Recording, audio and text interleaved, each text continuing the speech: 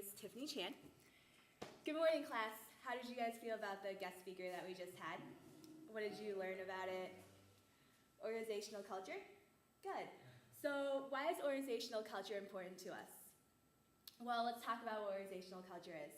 It's the experiences, the values that we have within an organization, right? And that's going to be important to us as we pick which company we want to work for. Because as much as we want to make sure that we're the right fit for the company, we want to make sure that the company is the right fit for us. We want to make sure their values and their objectives are in line with our values and objectives. Let's talk about how we see the current companies in the world today. So when we think of the name Google, what do you think? Good. You have a lot of positive perspectives about Google. And why do we have those? Well, they're rated the top company to work for. A lot of the employees think that they have great benefits. So those are the kind of things that is going to cause you to want to work for Google when it comes to recruiting time. And that's a great tool for Google to have. And there's other companies that you may think about that you may not have such positive, ideas about. Okay, so the 2MC that we're going to discuss today is one where you're working for a company and you don't necessarily agree with their culture. So for time's sake, I'm going to read this one out loud. All right, I worked for a pizza chain where we had standards for delivery times. There was significant pressure to meet those standards when I started work. It was common practice to change the order listed in the computer to takeout instead of delivery, whenever there was even a remote chance of missing the target delivery time. However, this created an accounting problem, since drivers were compensated for each delivery. To be able to pay drivers, several orders a night were not recorded. This created excess cash, which was used to pay drivers for deliveries changed to takeout. Store management was aware of and supported these actions, and I had to face this issue directly when I was promoted to shift manager. So let's split up into groups of 4 each, so you can just do it by the table here. And let's talk about the issues, some relevant questions we may have, and the available options for you. All right, so 5 minutes later. Okay, can somebody tell me some of the issues that they came upon when discussing this 2MC?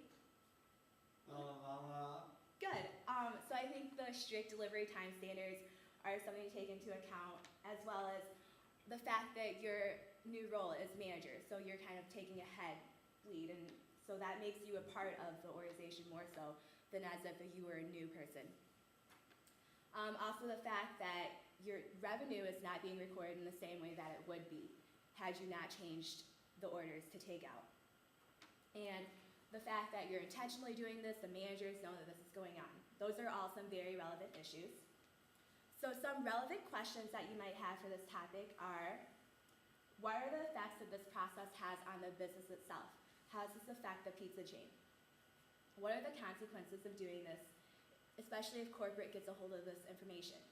A lot of, when we think about how to act on these ethical decisions are, would we be okay if our decision was, on the front page of the newsletter? So how would we feel if everyone found out about this decision? If I let this continue, will it lead to more actions like this? Maybe we start somewhere low and we think this is okay, but moving beyond that, as we get to when it's something worth $1 million, is it still okay? And also, am I comfortable doing this inappropriate behavior? Does it fit with my guidelines of ethical behavior? Okay, so some available options that we have, I came up with 3, and that was to continue the current way of changing the delivery orders to takeout. As soon as we get promoted to shift manager, we stop that, but we might face some consequences. And if we do face the consequences, then we let corporate know that we had nothing to do with it, and that's what was in place before. And the third option is to go above everyone in the restaurant and report the unethical behavior to someone at corporate. So what do you guys think? Yes? Good. I think when considering this decision, it's really important to consider what the guest speaker talked about earlier, the organizational culture. Sure, it's really important that you consider what the restaurant culture is like, but it's also important that you consider your personal values. And whatever organization you're a part of, you have to face yourself first. And so when making this decision, I think it's important you consider and understand your personal values. Something that I would personally do is probably report the conduct of the current managers before I got promoted. That's before you kind of move further into an organization and show that you support their actions.